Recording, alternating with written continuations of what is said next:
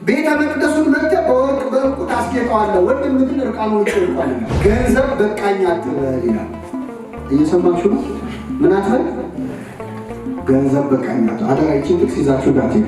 ፍትሐት የሚደረገው ጸሎት የሚደረገው አንዳንድ ሰው ካህናት እንደው ዝም ብሎ የፈጠሩት የሚመስለው ምን ያደርጋል? ሰው ከሞተ በኋላ ስትሞት ይገባል። ችግር የለውም።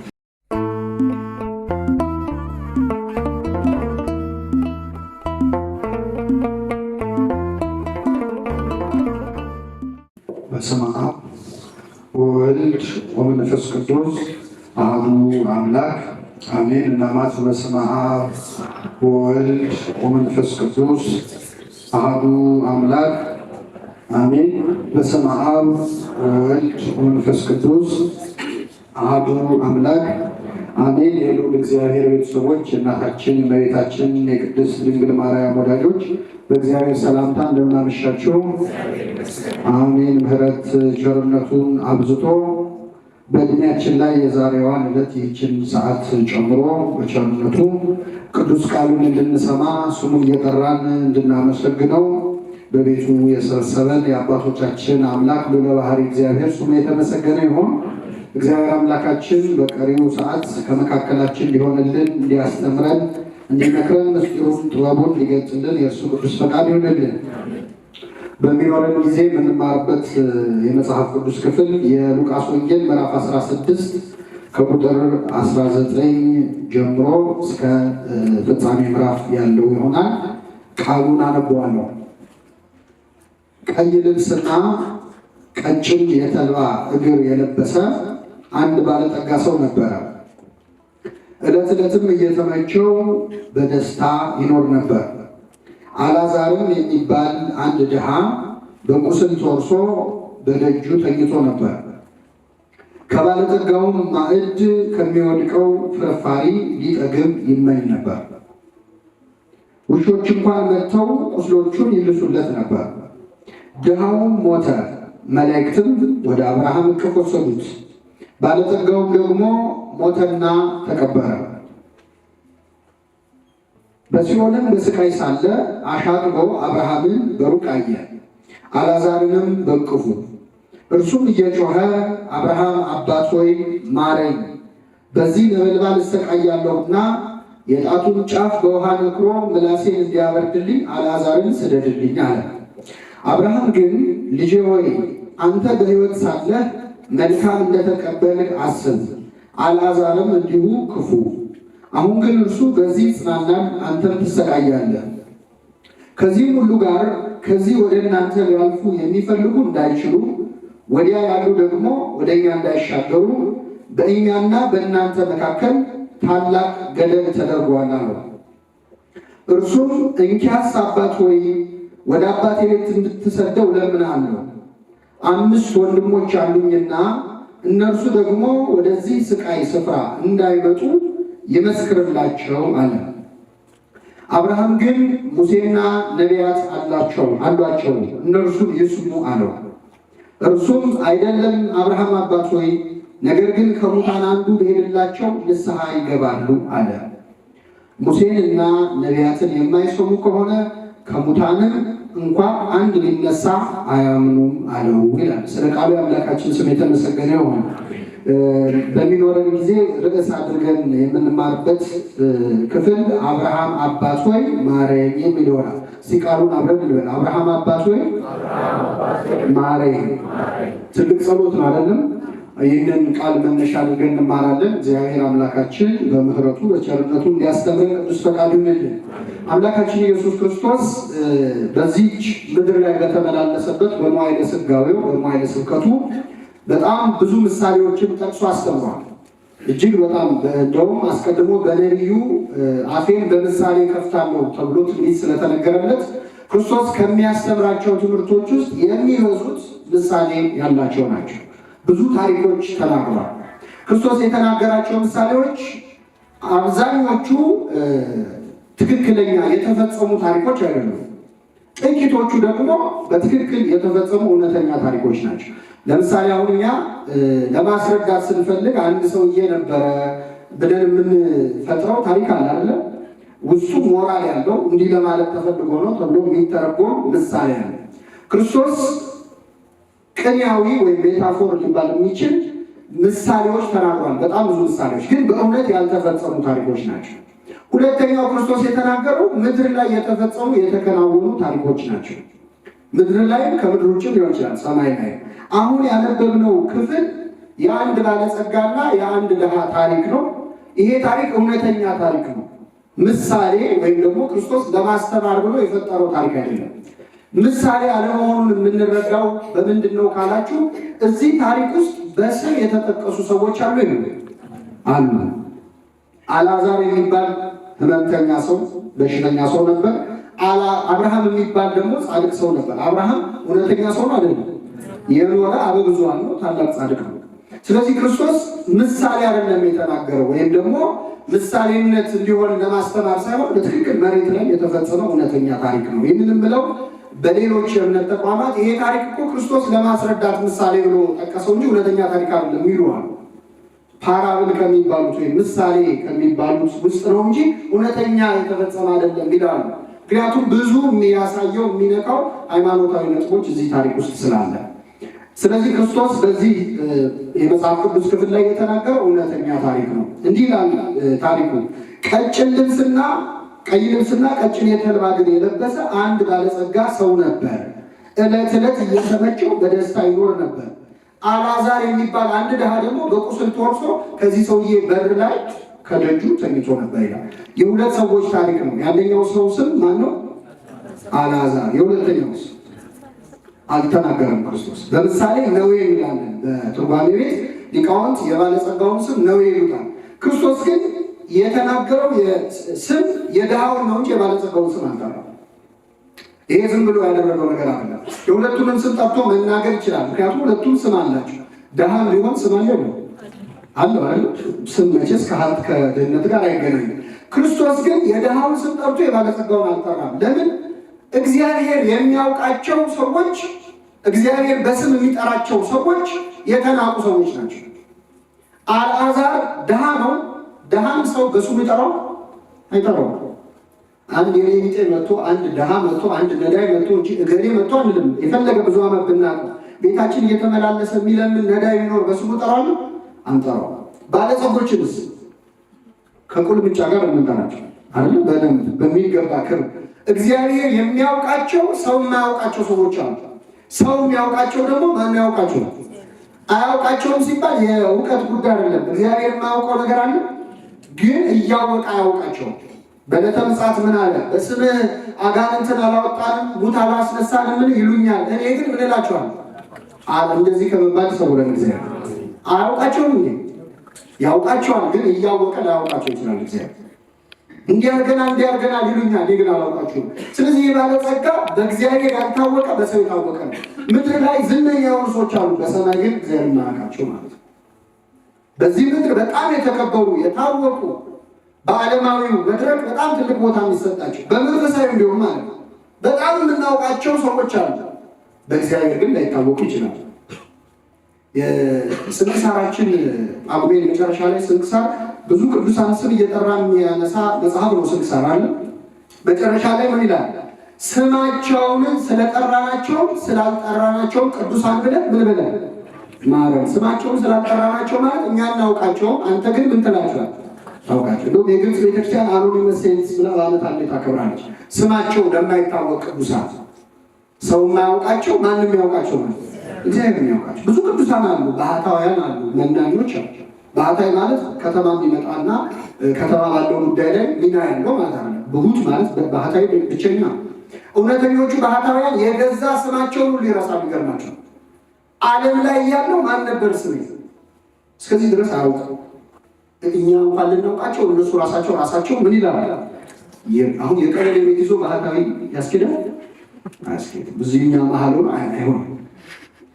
ሰው የሚያውቃቸው አይደሉም። ማን የሚያውቃቸው ናቸው? እሱ ከሚያውቃቸው ቅዱሳን በረከት ያሳድርብን። ስለዚህ ይህንን ድሃ በስሙ ጠራው እግዚአብሔር። ምን ይላል ነቢየ እግዚአብሔር ዳዊት? ስማቸው በምድር ላይ ከተጻፈ ሰዎች አይደለም ይላል። ስማቸው በምድር የታወቁ ዝነኛ ሰዎች አሉ። ዓለም የሚያውቃቸው ግን እግዚአብሔር የማያውቃቸው እና በእግዚአብሔር ለመታወቅ ሁላችንም በቸርነቱ ይረዳል። ይህ ባለጸጋ ሰው እና የድሃው ታሪክ ስታዩት መጨረሻ ላይ ድሃው ወደ ገነት ገባ ወይም ወደ አብርሃም እቅፍ ገባ። ባለጠጋው ግን ወዴት ወረደ? ወደ ሲኦል። ይህ ባለጠጋ ምን አጥፍቶ ነው ሲኦል የወረደው? ምን አጠፋ? በዚህ ታሪክ ላይ ምንድን ነው የሚለው? ስለዚህ ባለጠጋ ሕይወት የተጻፈልን ዕለት ዕለት እየተመቸው በደስታ ይኖር ነበር፣ ባለጠጋ ነበረ ይላል። ምን ነበረ? ባለጠጋ። ሀብታም መሆን ኃጢአት ነው አይደለም? አይደለም። ባለጠግነት ኃጢአት አይደለም። ሀብታም መሆን ኃጢአት ከሆነ የፍጥረት ሁሉ ሀብት ባለቤት የሆነው ማን ነው?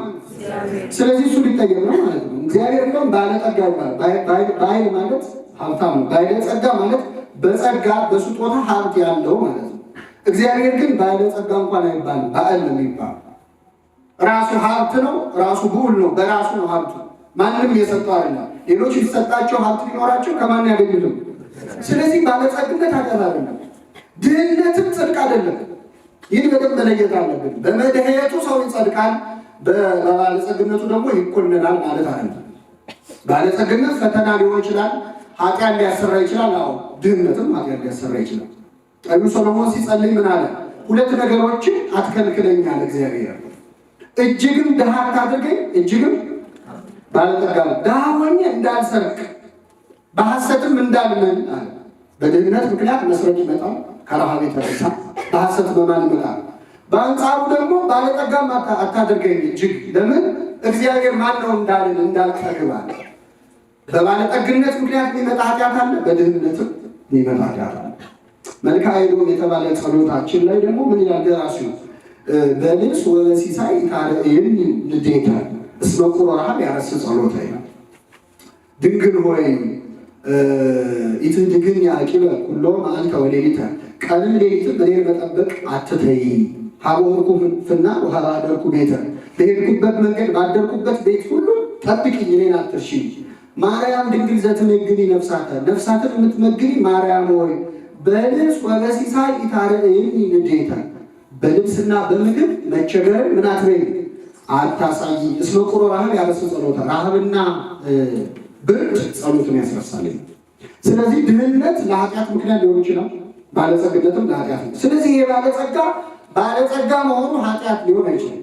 ደግ ሰው ሊሆን ይችላል፣ ለፍቶ አዳሪ ሊሆን ይችላል። አሁን አንዳንድ ሰው እኔ ሰርቼ በገባው የራሴን ሕይወት ጥንቅቅ አድርጌ ከኖርኩ ምን አጠፋው ይላል። አዎ እንደውም መጽሐፍ ቅዱስ ባለጠግነትን የሚቃወም መጽሐፍ አይደለም።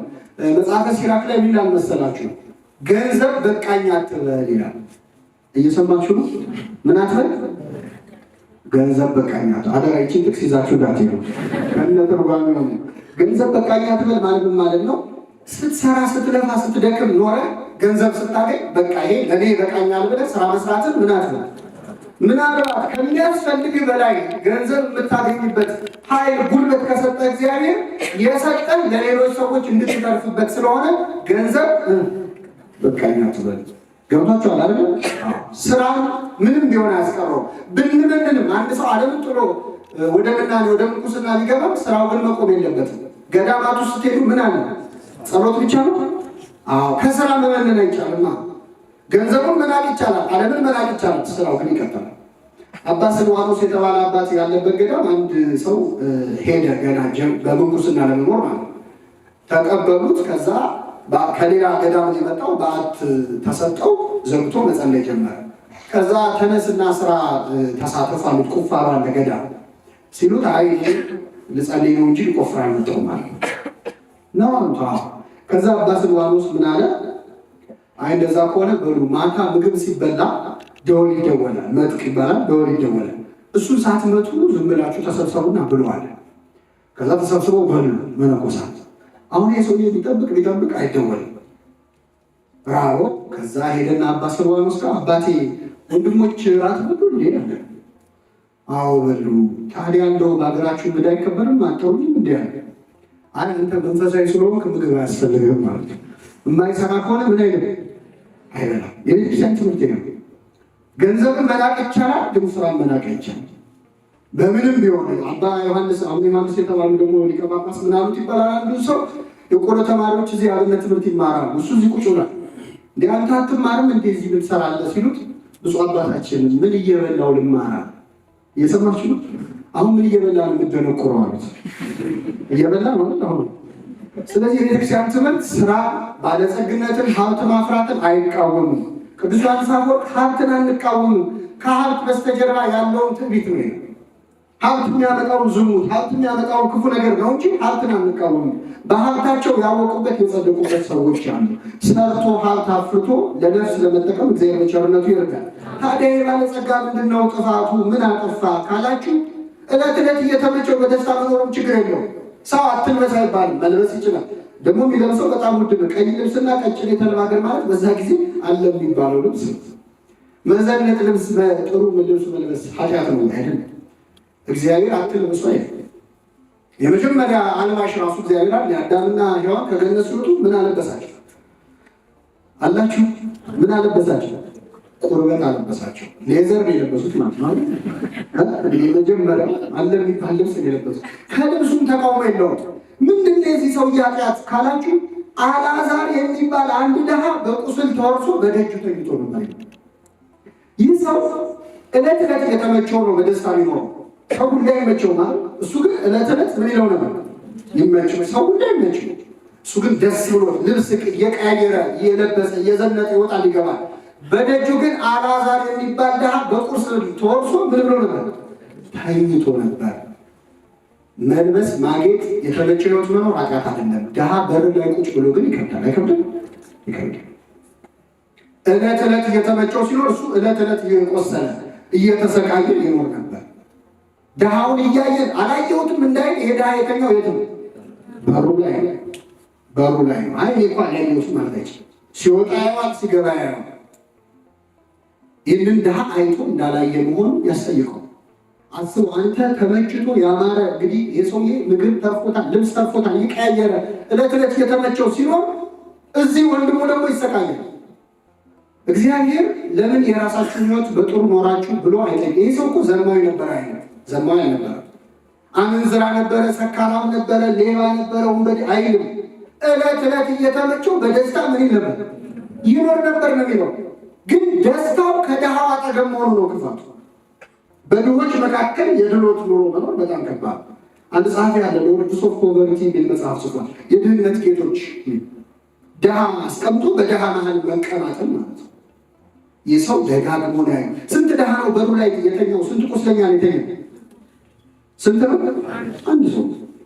ይህንን ሰው ከድህነት ወደ መልካም ነገር ማምጣት ይችላል አይችልም? ይችላል። አንዳንድ ሰው እርዱ ሲባል እኔ ስንቱን ረድቼ ይችለዋለሁ። የአገሩ ድሃ አገሩ በሙሉ እኮ ነዳይ በነዳይ ነው፣ ከአቅሜ በላይ ነው፣ እኔ ሁሉንም መቀየር አልችልም። ይሄ ባለጸጋ ግን ስንት ድሃ ነው ያዩ? አንድ ድሃ። ይህንን ድሃ መቀየር ይችል ነበር። እግዚአብሔር በነዳያን ምክንያት ምን ያህል እንደሚኮንን እንደሚፈርድ ነው ያሳየው። ይህ ሰው ምንም ሳያጠፋ ድሃውን ግን አይቶ እንዳላየ በመሆኑ ምክንያት ወደ ሲኦል ወረደ። ነዳያንን መርሳት እንግዲህ ነዳያን ለእኛ ለጽድቅም ለኩነኔም የተቀመጡ ናቸው። ወይ ሊያስፈርዱብን ወይ ሊያስፈርዱልን ማለት ነው። ድሆችን መርዳት፣ ምጽዋት ቤተክርስቲያን ትልቅ ቦታ ነው የምትሰጠው። አንተ እየተመቸህ ደግሞ ድሃን ማየት የመጨረሻ ከባድ ነገር ነው። እሱ ለትለት እየተመቸ ቅዱስ አምብሮስ የተባለ ሊቅ ምን ይላል? አንተ የመሬት ምንጣፍ ለመምረጥ ተቸግረህ ቆመሃል። ለመምረጥ ምንጣፍ ምን አይነት ለአንተ መሬት ላይ በለ ወንድም ግን የሚለብሷቸው አንተ የምትበላው ዛሬ አልተስማማኝም ትላለህ። ቤት የሰቀልካቸው የማትለብሳቸው ልብሶች የወንድም ልብሶች ናቸው ይላል። እርቃኑን የሆነ ውጭ ወንድም አለ፣ አንድ ወንድም አለ እየጠበቀ ነው ይህንን ልብስ ለመልበስ። ቅዱሳን በጣም ወደ እግዚአብሔር ሲቀርቡ ለለበሱት ልብስ ለበሉት ምግብ ራሱ ጥፋተኝነት ይሰማቸው። ቅዱስ ዮሐንስ ወንጌላዊ ገድሉ ላይ ምን ይላል? ልብስ አይለብስም ነበር። ምን ያደርጋል? ልብስ ያወጣና መሬት ላይ ይጥላል ውጭ። ከዛ ሰው መጥቶ ያን ልብስ ካነሳው የወንድሜን ልብስ ይዤበት ነበር ለካ ይላል። እየሰማችሁ ነው? የማንን ልብስ? አዎ እሱ ሊለብሰው ይችል የነበረውን ልብስ ነው የነካው ስጆ ነበር ይላል። አሁንም አውጥቶ ልብስ ይጥላል። ሰው ካነሳው የወንድሜን ልብስ ወሰድኩት ይላል። መጨረሻ አንዱን ግን ልብስ ግን ሲጥለው ፀሐይ ዝናብ ተፈራረቀበት። የማይረባ ልብስ ስለሆነ ማንም አልነካውም። አይ ይሄ የኔ ልብስ ነው ብሎ ለበሰው። ስለዚህ እኛ የማንለብሳቸውን ልብሶች ሊኖሩን ይችላሉ። አንለብሰው ግን ለማስታወሻ ቢቀመጥ ደስ ይላል። ለማንኛውም ማለት ነው ይህ ልብስ የወንድማችን ልብስ ነው። ቤተክርስቲያን ነዳያንን ድሆችን ማገዝን እንደውም ከራሷ ጥቅም በላይ ታሰልጠዋለች። ማለት ቤተክርስቲያንን መርዳት፣ ለቤተክርስቲያን አስራት በኩራት ማውጣት ጥሩ ነው። አስራት በኩራት በልቅ የኛ ገንዘብ አይደለም፣ ብዙ ውስጥ አታስገቡት። ከዛ ውጭ ግን ለቤተክርስቲያን ከምናደርገው አስተዋጽኦ በላይ ነዳያንን መርዳት በጣም በጣም ወሳኝ ነው። ቅዱስ ዮሐንስ አፈወርቅ የተባለው ቤተክርስቲያናችን መምህር ምን ይላል መሰላችሁ? ቤተ መቅደሱን መጥተህ በወርቅ በዕንቁ ታስጌጠዋለህ፣ ወንድም ግን እርቃኑን ይወድቋል። ክርስቶስ በር ላይ ወድቆ እርቃኑን እያየው እሱን ጥለህ ረግጠህ ገብተህ ትጸልያለህ። በር ላይ ካለው ነዳይ ጋር ካላገኘኸው ክርስቶስን መቅደስ ውስጥ ገብተህ ልታገኘው አትችልም። አያችሁ ምን ያን እንደሚያስብል። ሌላው አባት ደግሞ እንዲከባድ ንግግር ተናገረ መሰላችሁ? ምን አለ? ግድ የለም ብዙ ሻማ ገዝታችሁ መቅደስ ውስጥ አምጡና አብሩ ባለጸጎች ይላል። መቅደሱን ሻማ በሻማ አድርጎ አብሩት፣ ግን የድሃው እንባ ያበራችሁትን ሻማ ያጠፋዋል። ድሃው ሲያለቅስ እግዚአብሔር ፊት ቆሙ ምን ነው ተውከኝ ሲል ያኔ የሰጣችሁ ስጦታ ሁሉ ዋጋ ያጣል። ስለዚህ እንደዚህ ከማድረግ እግዚአብሔር በቸርነቱ ይሰውራል። ይህ ባለጸጋ እያየ እንዳላየ እየበላ እየጠጣ ዕለት ዕለት እየተመቸና ምን አይነት ጭካኔ! ምንም የማይመስለው ሰው አለ። እሱ ተመችቶት ለምን ኬክ አይበሉም ማለት ይባላል። የእንግሊዝ ንግስት ኢትዮጵያ መጣ፣ ሰው ተራበ ሲሏት ለምን ኬክ አይበሉም ማለት ይቻላል። ለምን ኬክ አይበሉም አይነት አስተሳሰብ ያለው ሰው እሱ ስለተመቸው ምንም የተፈጠረ የማይመስል የሌሎች ችግር መስሎ የማይታየው እና ይህ ባለጸጋ ለኩን እኔ ዳረገው ሌላ ኃጢአቱ ሳይሆን ድሃውን እያየ እንዳላየ መሆኑ ነው። ባለጸጋው እሱ ይህን ስላደረገ ነው። ድሃው ለምንድን ነው የጸደቀው? ድህነት ያጸድቃል? ያጸድቃል? ከስንፍናም ሊመጣ ይችላል። ድህነት ከስንፍናም ሊመጣ ይችላል። መቼስ ርግማን የሚባል ነገር የለም፣ እጅ ላይ ነው ያለ። ሰው ድህነቱ ከስንፍናው ከድክመቱም ሊመጣበት ይችላል። ከድሃ መወለድ የእሱ ጥፋት አይደለም። ድሃው ነው መሞቱ የእሱ ልጅ አለበት የለበት አለበት። ታዲያ ይህ ሰው የጸደቀው ድሃ ሆኖ ስለሆነ ነው ወይ? አልዓዛር ስለቆሰለ ስለታመመ ይጸድቃል ወይ ካላችሁ አይደለም። ይህ ሰው ድሃ ሆኖ ቁስለኛ ሆኖ ይኖር የነበረው ከባለጸጋው በር ላይ ነው። ባለጸጋው ዕለት ዕለት ሲመቸው ይህ ድሃ ሰው ያያል። ምን ይላል? ከባለጸጋው ማዕድ ከሚወድቀው ፍርፋሪ ሊጠግብ ይመኝ ነበር። ከምን ሊጠግብ? ከፍርፋሪ። አሁን ሰዎች አጠገባቸው ሌላ ድሃ ካለ ድሃ በድሃ ይጽናናል። ይጽናናል። በሽተኛ በበሽተኛ ምን ይላል? ሰው አሁን ሆስፒታል ውስጥ በጣም ይተዛዘናል። አንዱ እዚህ ሲያመው ሌላኛው ሲያቃ፣ አንዱ ምን አለ ይባላል። ሆስፒታል ውስጥ አብረው ገብቶ ሁሉም ሲያቃስቱ ቆዩ። በኋላ ሌሎቹ ሻላ ናቸው። የሚያቃስት ጠፋ፣ እሱ ብቻውን አቃሰትና ወገኖች የመጣንበትን አንደርሳ እንጂ አብሮት ምን እንዲሉ እንዲያቃስ ምንድነው? አንዱ በሌላው ማቃሰት፣ አንዱ በሌላው ችግር ምን ይላል? ይጽናናል። አይ አንዳንዴ ደግሞ እኔ ጨጓራዬን አመመኝ ብዬ ይማረራሉ። ለካ እንዲህ አስጊ ነገር አለ እያለ በሌላው በሽታ በሌላው ችግር ይጽናናል። ይህ ባለጸጋ ይህ ድሃ ሰው ግን ከጎኑ ያለው ዕለት ዕለት የሚመቸው ባለጸጋ ነው። ልብስ እየቀያየረ ይወጣ። እሱ ራቁቱን ነው፣ እሱ ልብስ እየቀያየረ ይወጣ። እሱ ርቦታል፣ ዕለት ዕለት እየተመቸ ይኖራል። ፈቃድ ያለው ወይ? እውነት እኔ እንዲህ እየተሰቃየው እየተራብ እሱ እንደዚህ እየተመቸው እየኖረ በእውነት በዚህ ምድር ፈቃድ ያለው ወይ ብሎ እግዚአብሔርን አላማረም። እኛ አንዳንዴ ደግሞ የሰው አለመራራቱ ጨካኔውን ሲያይ እንደዚህ አይነቱ ጨካኝ ሰው ተመችቶት እኔ እዚህ በረሃብ እየተሰቃየው በቁስል እየታመም ዝም የሚለኝ ፈጣሪ ብሎ እግዚአብሔርን መሳደብ ነበረበት፣ መተቸት ነበረበት። ብዙዎቻችን እንደምናገር ነው። ይህ ሰው ግን አንድ ክፉ ቃል ካፉ አልወጣም።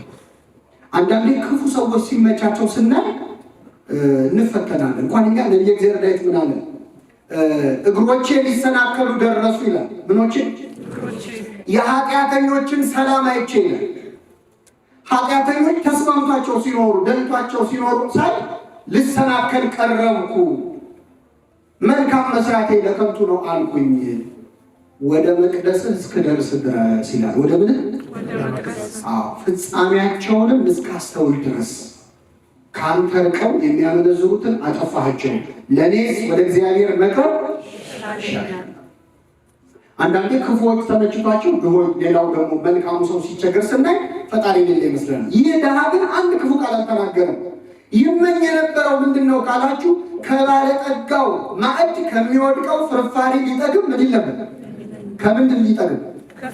ከፍርፋሪ። ምግቡን እንኳን አልተመኘም። ባለጠጋውን ሲያይ እሱ ራቁቱን ነው፣ ልብሱን አልተመኘም። እሱ ውጭ ነው ያለው፣ ቤቱን እኛ እኮ ቤት ኖሮን የሌላ ሰው ቤት እንመኛለን። መጽሐፍ ቅዱስ ምን ይላል? የባልንጀራህን ሀብቱን፣ ንብረቱን፣ ቤቱን፣ ሚስቱን፣ በሬውንና አህያውን አትመኝ። እየሰማችሁ ነው? 10 ትእዛዛት ይሄ ነው። የባልንጀራህን ሀብት ንብረቱ። ይህ ሰው ርቦታል፣ ምግቡን እንኳን አልተመኘም። ዋናውን ምግብ ሳይሆን ምኑን ነው የተመኘው? ፍርፋሪ ነው። ቤቱን አልተመኘም። ውጭ ያለው ጎዳና ዳሪ ነው፣ ግን ቤቱን እንኳን አልተመኘም። ይሄ 10 ትእዛዛትን ፈጸመ ማለት ነው። በሬውን አህያውን አትመኝ ይላል። በሬውን አህያውን ማለት አሁን በዘመናችን የባልንጀራህን አህያውን አትመኝ ማለት መኪናው ማለት ነው አይደለም።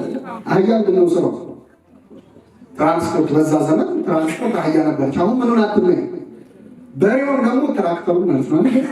በኢትዮጵያ ኮንቴክስት ስናደርግ የስራ እቃውን ማለት ነው። አትመኝም። ይህ ሰው አንድ ነገር አልተመኘም። ከዛ ሰው ባለጸጋውን ሲያይ ይሄን ነገሩን ወሰድኩት፣ ምን ነው በደፋው ብሎ አልጸለየም። እኔ ላይ ጨክኖ እንደዚህ ሲመቸው እግዚአብሔር ዝም ይላል። ምን ነው የዚህ ሰው የመጨረሻ አታሳየኝ አላለ። የተመኘው ፍርፋሪውን ብቻ ነው። በእውነት በረከቱን ያሳድርብን።